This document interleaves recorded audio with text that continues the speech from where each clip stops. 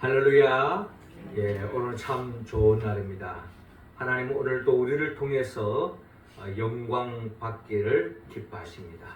이 시간 하나님께는 영광이요 우리 모두에게는 하나님의 은혜와 은총을 충만히 받아서 우리가 이어지는 반복되어지는 일상이지만 그 속에서 하나님의 은혜와 은총으로 더없이 감격하고 기쁨이 넘치고 또 소망을 잃지 않고 믿음의 길을 걸어가는 한 주간 하나님의 나라를 살아가는 주의 백성이 다 되기를 주의 이름으로 축원합니다. 함석헌 선생님의 그대는 그런 사람을 가졌는가 하는 한 편의 시가 있습니다. 우리 대학로에도요 그 사람을 가졌는가 하는 제목으로 그 함석헌 선생님의 시가 새겨진 비석이 거기에 있습니다. 저는 이 시를 볼 때마다 더없이 끊임없이 도전되어지는 말씀이고 또 이 시를 읽으면서의 하나의 소망을 품어오는데요. 이 시의 내용의 한 부분이 이제 이렇게 전개되고 있습니다. 말리길 낯선 길 처자를 내 맡기고 맘 놓고 갈 만한 그 사람을 그대는 가졌는가? 온 세상 다 나를 버려 마음이 외로울 때에도 너뿐이야 하고 믿어주는 그 사람을 그대는 가졌는가?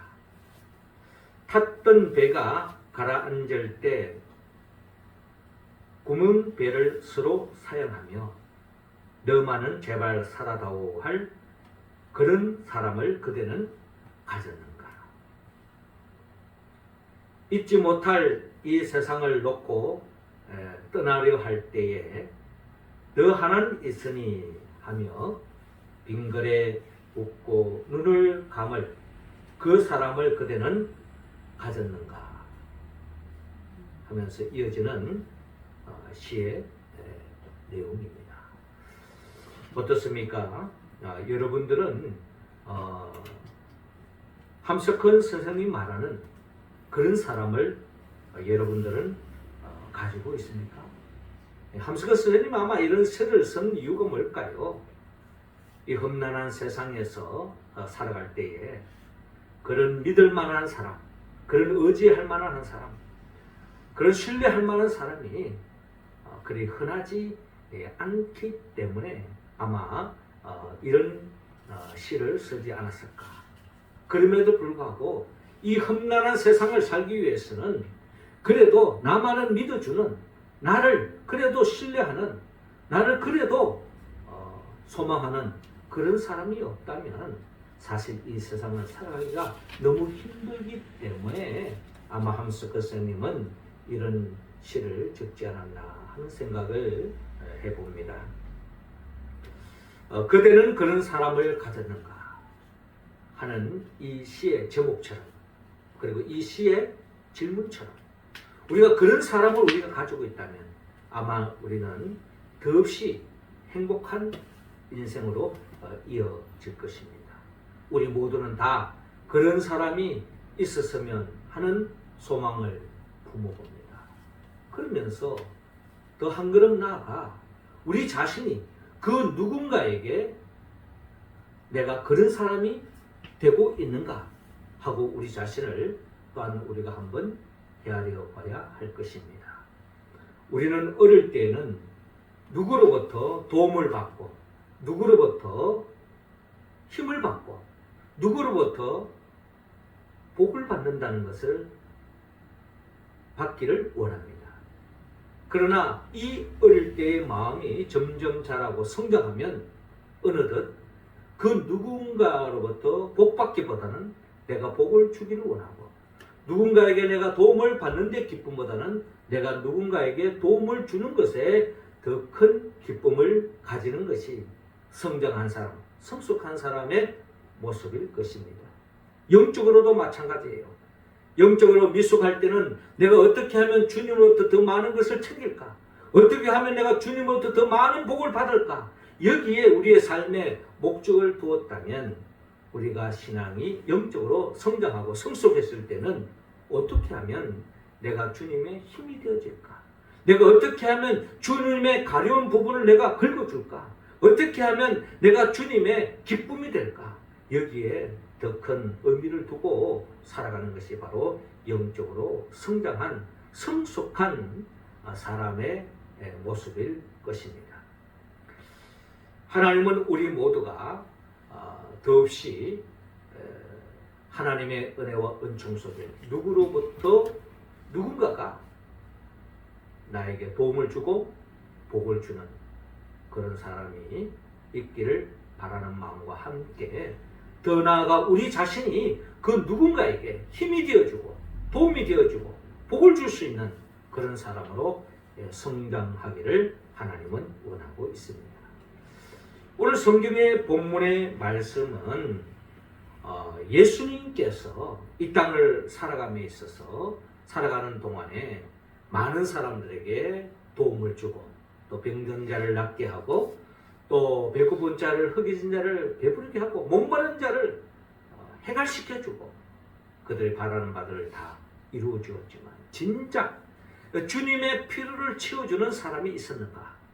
우리가 한번 생각해 볼 때에 그런 사람을 찾는 것은 쉽지 않습니다. 그러나 오늘 우리가 읽은 이 본문에는 무엇보다도 주님의 마음을 더없이 흡족하게 하고 주님에게 더없는 기쁨을 주고 주님에게 더없는 힘이 되어줬던 한 사람을 오늘 성경의 본문을 통하여 우리에게 소개하고 있습니다.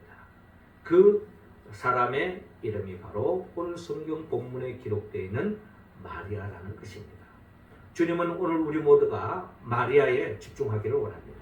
마리아를 통해서 우리도 어떻게 하면 주님의 기쁨이 되고 주님에 있어서는 없어서는 안 될 그런 힘이 되어지는 주님의 가려운 부분을 그려줄 수 있는 그런 존재가 될 수 있을까 하는 것을 우리는 마리아를 통해서 우리가 한번 헤아려 보기를 원합니다. 우리 모두도 오늘 성경에 기록된 마리아처럼 주님에게 있어서 더 없는 기쁨을 주는 그런 존재로 다 세움받기를 원합니다. 우리는 마리아의 어떤 부분을 배우고 또 우리는 어떤 삶으로 나가야 할까요? 먼저 오늘 본문 3절을 통하여서 최상품으로 주님을 살아가라고 말씀하고 있습니다. 3절 말씀 우리 같이 한번 읽어볼까요? 시작. 마리아는 지극히 비싼 향유 곧 순전한 나루 한 그릇을 가져다가 예수의 발에 붓고 자기 머리털로 그의 발을 닦으니 향유 냄새가 집에 가득하더라. 아멘. 자, 오늘 본문 요한복음 12장 1절은 부터 이렇게 시작하고 있죠. 유월절 엿새 전에 예수님께서 베다니에 이르시니 이곳은 예수께서 죽은 자 가운데서 살리신 나사로가 있는 곳이라 라고 본문은 시작되고 있습니다. 유월절 엿새 전이라고 한다면 어떻게 본다면 예수님은 이 땅에 유월절에 어린 양으로서 이 땅에 오셔서 모든 사람들의 죄를 대속시키기 위하여 유월절의 어린 양처럼 죽임을 당하는 그런 길을 향하여 주님은 지금 가고 있는 중이었습니다. 어떻게 보면 예수님이 십자가 못 박혀 죽기 엿새 전에 일었던 났던 이야기다. 그러니까 우리는 본문을 통하여 헤아려 볼 수가 있습니다.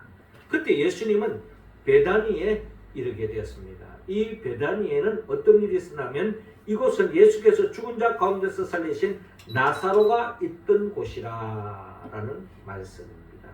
우리가 요한복음 11장에 보면 이 말씀의 사건이 소상하게 나타나 있죠. 나사로가 죽음을 당했습니다. 죽은 거죠. 그래서 병이 들어서 죽었는데 이 나사로를 예수님께서 죽은 이 나사로를 다시 살리는 그 같은 표적을 일으킨 것이 요한복음 11장에 잘 기록되어져 있습니다. 자, 이 사건이 있고 난 뒤에 다시 예수님께서 이 베다니에 이 나사로 집, 즉 마르다와 마리아 집에 주님이 찾아간 것 같습니다. 그때 2절에 보니까 거기서 예수를 위하여 잔치할세 마르다는 일을 하고 나사로는 예수와 함께 앉은 자 중에 있더라라고 기록되어 있습니다. 그러니까 여기에 예수님이 이제 이 나사로의 집에 방문했는데 잔치가 벌어진 겁니다. 왜 잔치가 벌어졌을까요? 더없이 가족 중에 내 사랑하는 가족이 죽었는데 예수님이 인하여 살아났다는 겁니다. 얼마나 기쁩니까? 이 기쁨에 잔치를 벌이고 있는 겁니다. 주님 오셨어요. 생명의 은인입니다. 우리 가족을 절망해서 슬픔에서 기쁨을 안겨주신 우리 주님이 방문하셨는데 잔치를 벌리지 않을 수가 없습니다. 그리고 그 죽었던 나사로가 다시 살아나서 이 잔치에 함께 하고 있는 것입니다. 그럴 때에 3절에 보니까 이 마르다는 음식을 이렇게 준비하고 있는 거예요. 잔치를 하면서. 그런데 그 때에 3절에 마리아는 지극히 비싼 향유 곧 순전한 나드 한 근을 가져다가 예수의 발에 붓고 자기 머리털로 그의 발을 닦으니 향유 냄새가 집에 가득하더라 라고 오늘 본문에 기록되어 있습니다. 그러니까 여기서 우리는 이 마리아가 어떤 일을 하는가 하니 그 예수님의 발에다가 순전한 나드 한 근 되는 이 비싼 향유를, 이 비싼 향유라고 했는데 이 5절에 보니까 300데나리온 된다라고 가격까지 성경에 기록되어 있습니다. 300데나리온이라고 하면은 어떻게 보면은 노동자가 1년 동안 받은 그 급료, 어떻게 보면 월급이라고 할 수 있겠죠. 1년 동안 성인이 부지런히 일을 해서 버린 돈의 금액입니다. 요즘식으로 말하면 뭐 어떻게 보면 한 1,000만 원, 또 어떻게 보면 한 3천만 원, 또 많이 버는 사람 뭐 몇억 뭐 이렇게 되겠죠. 최소한을 거쳐 본다면 한 1,000만 원 되어지는 금액으로 우리가 한번 추정해 볼 수도 있는데요. 이런 값비싼 향유를 예수님의 발에다가 붓고 자기 머리털로, 긴 머리털로 예수님의 발을 닦고 있을 때 온 집에 이 향유 냄새가 진동하는 이런 광경을 우리가 바라볼 수가 있습니다.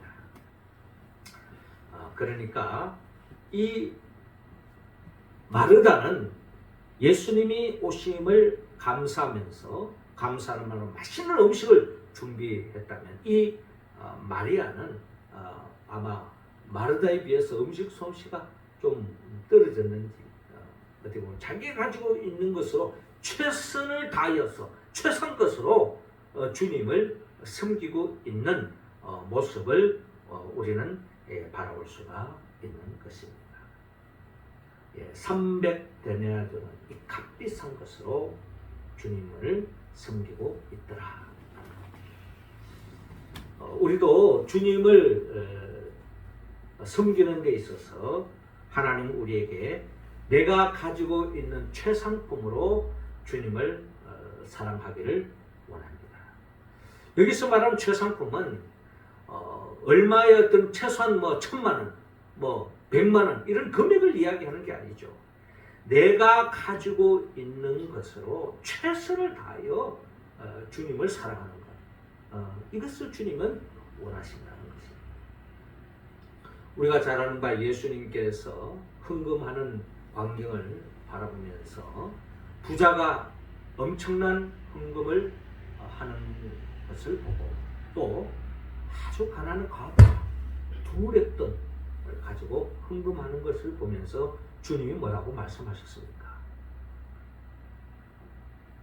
가난한 과부가 든 2랩돈, 부자에 비한다면 얼마나 작은 금액입니까? 그럼에도 불구하고 이 과부의 헌금이 제일 크다고 말씀하시고 그 연을 칭찬했던 것을 우리는 바라볼 수가 있습니다.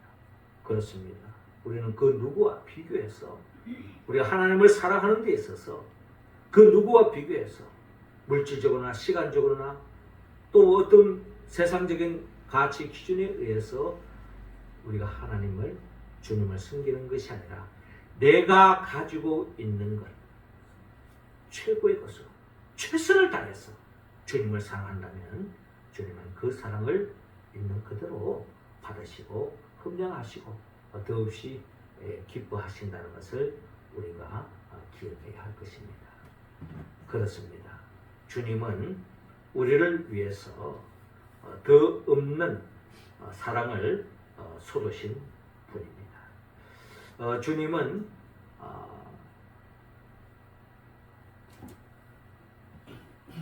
우리를 위하여 친히 인간의 몸으로 오셔서 우리를 위하여 최선을 다하여 사랑하셨던 우리가 그 주님을 우리가 헤아리면서 우리가 주어진 상황 속에서 최선을 다하여 주님을 사랑하는 모습으로 나아가기를 하나님은 원하고 있습니다.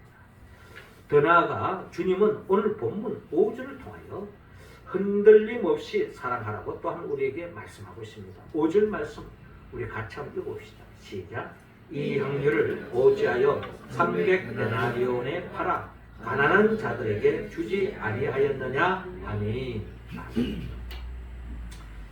자, 오늘 본문 4절을 보니까 제자 중 하나로서 예수를 잡아줄 가룟 유다가 말하네. 자, 이 광경을 보면서 가룟 유다가 뭐라고 지금 이야기합니까? 5절을 보니까 이 향유를 오지하여 300데나리온에 팔아 가난한 자들에게 주지 아니하였느냐 하니라고 말합니다. 이 가룟 유다의 말도 참 일리가 있죠. 우리가 이 세상을 살아가며 성경적인 관점에 봤을 때 사랑이라는 이름 하에 나보다 더 어려운 처지에 있는 사람, 나보다 더 어려운 사람 도움의 손길을 베푸는 것 하나님이 얼마나 기뻐하십니까?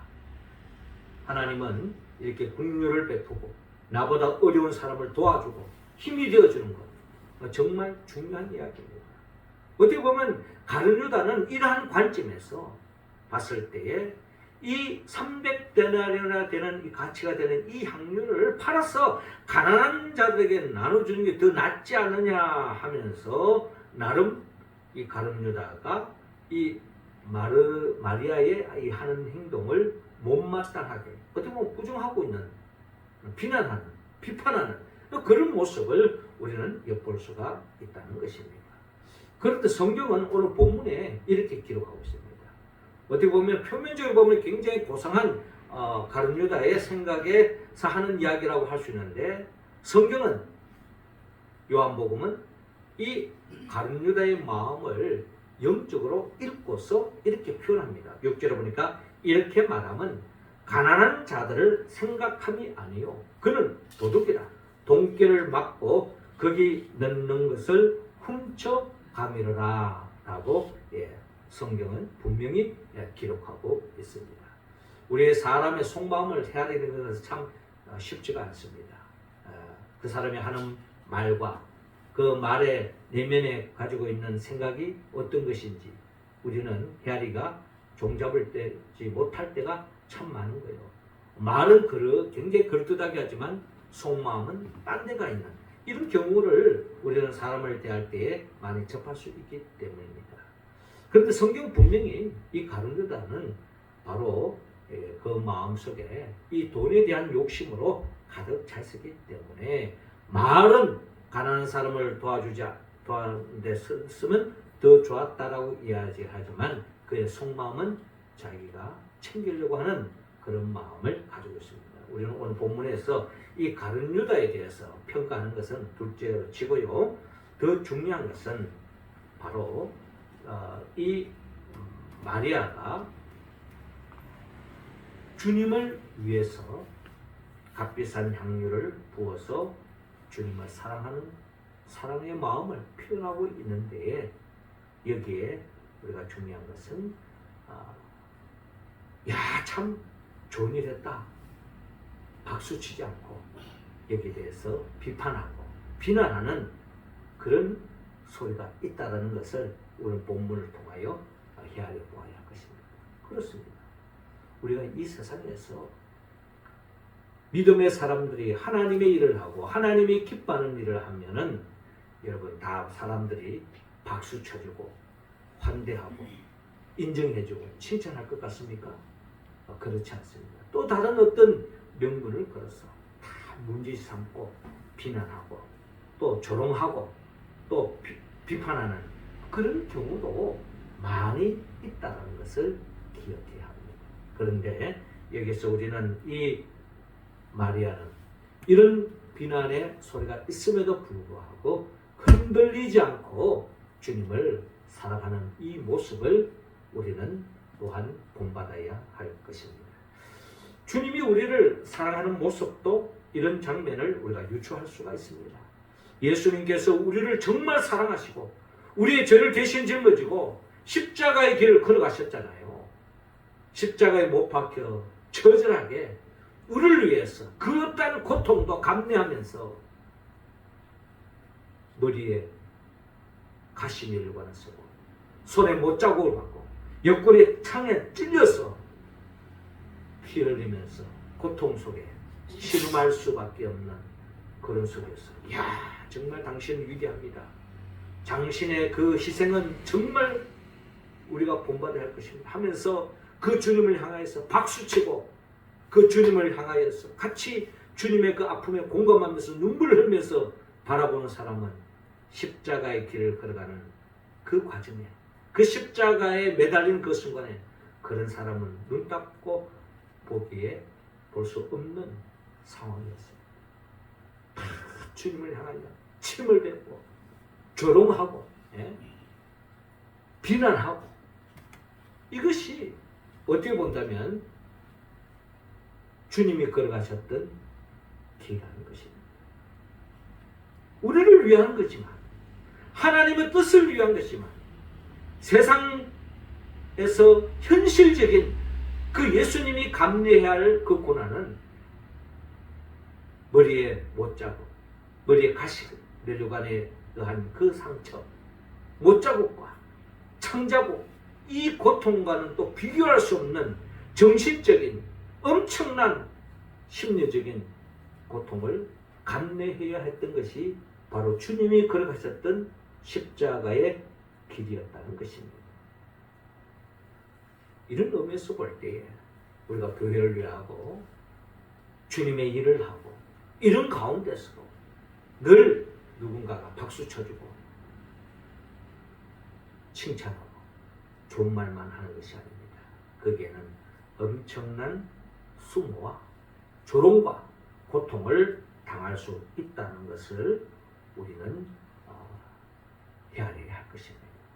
그럼에도 불구하고 주님은 끝까지 그 속에서 흔들림 없이 주님은 십자가의 길을 묵묵하게 걸어갔던 것처럼 우리가 이 세상에서 믿음의 길을 걸어간다는 것은 이런 나름대로의 고통이 수반된다는 것을 기억하고 그 속에서도 우리가 흔들림 없이 끝까지 주님을 사랑하고 또 주님의 기쁨을 위하여 믿음의 길을 걸어가는 마리아와 같은 더 나아가 우리의 신앙의 모든 주님을 본받아서 끝까지 주님을 사랑하며 나아가는 우리 모두가 될 수 있기를 주님으로 축원합니다.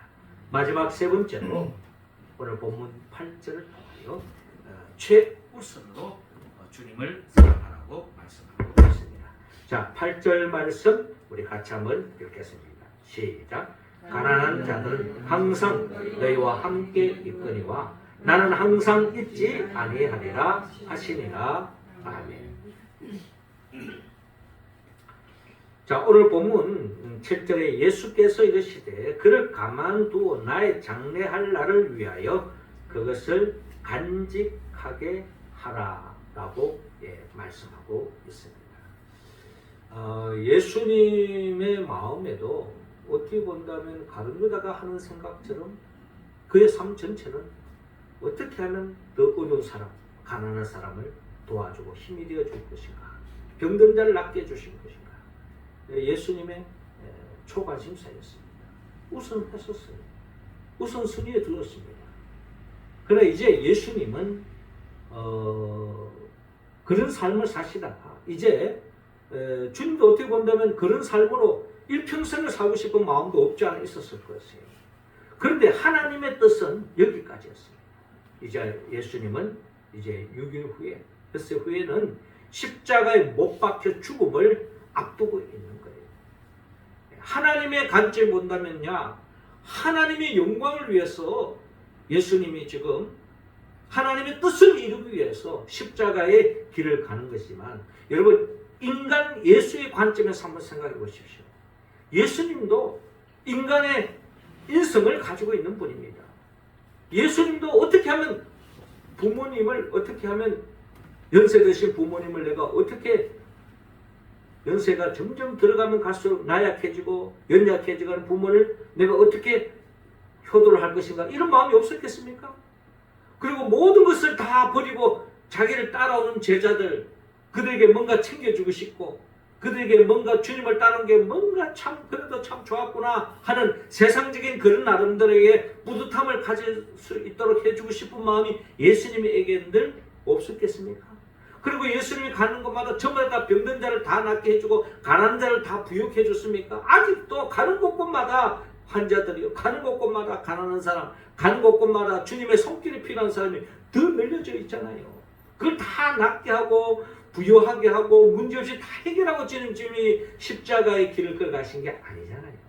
그래 본다면 예수님께서 이 잔을 내게서 지나가게 하옵소서 하는 그런 기도는 충분히 할 수 있는 거예요. 그냥 인간적인 욕심이 아니라 사람이라면 충분히 그런 마음이 들었겠죠. 그러나 나의 원대로 마옵시고 아버지의 뜻대로 하옵소서 하고 주님은 인간적인 생각을 다 내려 놓았던 것입니다. 그리고 그 하나님의 뜻은 이제 엿새 후에 십자가에 매달려서 비참하게 죽는 거예요. 그런 자신의 마음이 얼마나 무겁겠습니까? 그 예수님의 마음을 마리아가 그것을 읽고 했는지는 모르지만 예수님의 관점을 본다면 자기의 죽음을, 장례를 미리 챙겨주는 마리아의 모습을 보고 주님은 그 마리아를 기뻐하셨다는 겁니다. 그러면서 8절에 가난한 자들은 항상 너희와 함께 있거니와 나는 항상 있지 아니하리라 라고 하는 이 말씀 또한 그런 맥락에서 우리는 충분히 헤아려 볼 수가 있는 것입니다. 그렇습니다. 우리는 주님을 사랑하는 것을 최우선적으로 사랑해야 합니다.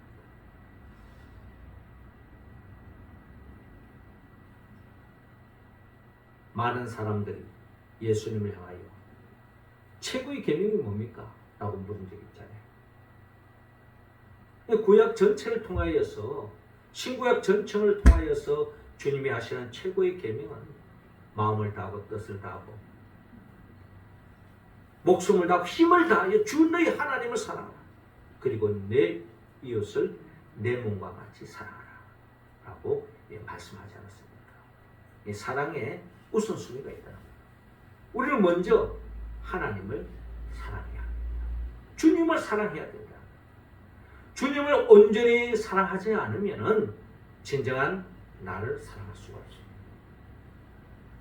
나를 진정 사랑하는 사람만이 내 이웃을 내 몸과 같이 사랑할 수 있기 때문입니다. 그러니까 하나님을 진정 사랑하는 사람만이 나를 사랑할 수 있고 내 이웃을 내 몸과 같이 사랑할 수 있다. 그러니까 하나님으로부터 더 큰 사랑을 받은 사람만이 나를 더 사랑할 수 있고 내 이웃을 더 사랑할 수 있다라는 것이죠. 왜 이런 순서가 중요하냐? 여러분, 나 자신이나 남에 대한 사랑은 한계가 있습니다. 나도 내 자신이 마음에 들 때가 있고 내가 내 자신 싫을 때가 있어요. 난민들 안 그렇습니까? 저 사람이 내 마음에 들 때는 더없이 모든 걸 다 주고 싶지만은 내 마음이 안 되면 주고 싶은 마음이 싹 사라지고 중분도 없이 미워지는 사람도 있다고 이야기를 하지 않습니까? 중분도 없이 미웠다는 거예요.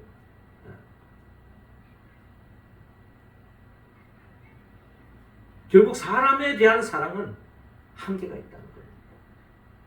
내 마음에 들 때 사랑이고 내 마음에 들지 않으면 사랑은 꼰대감도 없어집니다. 우리가 지난 주일에 탕자 이야기를 볼 때에 큰형이 둘째 동생 탕자가 돌아왔을 때에 동생이 살아 들어왔는데 그 동생을 품지 못하잖아요. 왜? 지 마음에 안 든다는 거예요. 그거잖아요. 아버지의 재산을 허랑방탕하게 써본 그 동생, 자기는 받아들일 수 없다는 겁니다. 한계가 있다는 거죠. 우리도 마찬가지입니다. 그러므로 우리는 우리가 최우선적으로 사랑해야 할 분은 하나님이다. 물론 그 하나님을 사랑하는 것 또한 하나님을 사랑을 받아본 자만이 하나님을 사랑할 수 있는 거죠. 하나님이 우리를 향한 사랑은 어떤 사랑입니까? 오늘 본문의 관점에서 헤아려 본다면 예수님께서는 우리를 향하여 최상의 것으로 사랑해 주신 거예요. 자기의 목숨까지 바쳐서 하늘 영광을 버리고 인간의 몸을 오셔서 자기의 생명까지 최고의 가치, 자기 생명까지 던져서까지 십자가에 못 박혀서 물과 피를 다 쏟으시고 우리를 사랑해 주신 거예요. 그 사랑해 줄 때에 많은 사람들이 박수를 받으면서 주님이 우리를 사랑했습니까? 그렇지 않습니다. 조롱받고 침뱉음을 당하고 채찍에 맞고 가시면류관을 쓰고 못자국에 손과 발이 박히고 옆구리에 창이 찔려서 피가 흘러나오고 온몸에 채찍에 맞아서 피투성이가 된 정말 몰골이 말이 아닌 그런 죽음을 당한 거예요. 그런 속에서도 우리를 사랑하셨다는 거예요.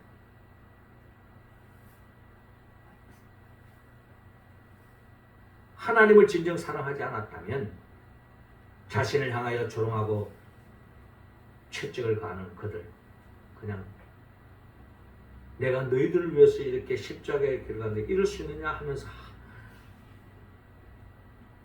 사람의 성과를 보여주었다면 아마 모든 것이 숲으로 끝났을 것입니다. 그러나 그 주님은 그 모든 것을 감내하고 십자가의 길을 가시고 그리고 또한 주님은 말 그대로 우리를 최우선적으로 사랑하셨습니다. 우리를 최우선적으로 사랑하셨습니다. 우리를 구원하는 것, 우리를 살리는 것, 이것이 주님의 우리를 향한 최우선적인 사랑의 표현이었습니다. 인간적인 생각을 다 내려놓고 주님을 우리를 최우선적으로 사랑했던 것입니다.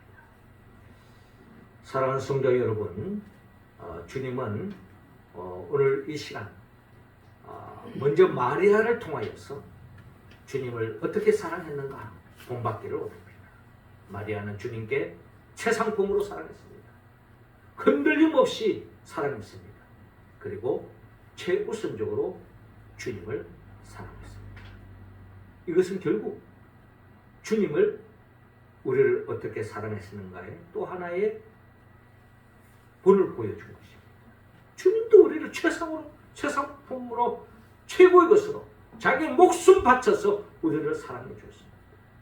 많은 사람들의 조롱과 비난이 있어도 우리를 사랑해 주었습니다. 그리고 우리를 최우선적으로 사랑해 주었습니다. 이런 사랑을 우리도 본받아서 우리 주님에게 최상품으로 흔들림 없이 최우선적으로 주님을 사랑하기를 하나님은 원하고 있습니다. 어떻게 우리가 이 말씀에 응답할 수 있을까요? 우리 성령의 도움이 없이는 결국 이 말씀에 응답할 수가 없습니다. 성령은 예수 그리스도의 영입니다. 예수님은 우리를 위하여 천지 만물을 창조하시고 또 우리를 위하여 친히 인간의 몸으로 오셔서 우리 모든 죄를 대신 짊어지고 우리를 위해서 물과 피를 다 쏟으시고 십자가의 죽음을 통해서 죄사함의 은총을 베풀어 주나니 우리를 죽음에서 살리기 위해서 십자가에 못 박혀 죽으시고 부활하시고 성천하시고 지금도 우리에게 보혜사 성령을 보내주셔서 교회를 중심으로 주님을 본받아서 끝없이 사랑함으로 하나님의 나라를 맛보게 하고 하나님의 나라를 확장하고 하나님께 영광 돌리는 삶을 살아가는 우리들에게 영원한 천국으로 인도하기 위하여 장차 재림하여 오실 예수 그리스도 그분의 보혜사 성령의 도움을 받아서 우리도 마리아처럼 주님께 최상품으로 사랑하고 흔들림 없이 주님을 사랑하고 최우선적으로 주님을 사랑하여서 더없이 하나님의 주님의 기쁨이 되는 없어서는 안 될 우리 한 사람 한 사람 우리 명령제일교회가 될 수 있게 주님으로 축원합니다. 기도드리겠습니다. 하나님 아버지 이 시간 우리 각자 한 사람 한 사람 성령의 기름을 부어 주옵소서. 성령의 충만함을 더하여 주시옵소서. 그리하여 우리 모두가 마리아처럼 최고의 것으로 최선을 다하여 주님을 사랑하고 또 흔들림 없이 사랑하며 최우선적으로 주님을 사랑하여 주님의 자녀로서 사랑의 열매를 맺으며 하나님 나라를 내가는 우리 모두가 되어서 진정 하나님의 기쁨이 되는 하나님 나라에 없어서는 안 될 우리 한 사람 한 사람들이 다 되게 하여 주옵소서. 예수님의 이름으로 기도하옵나이다.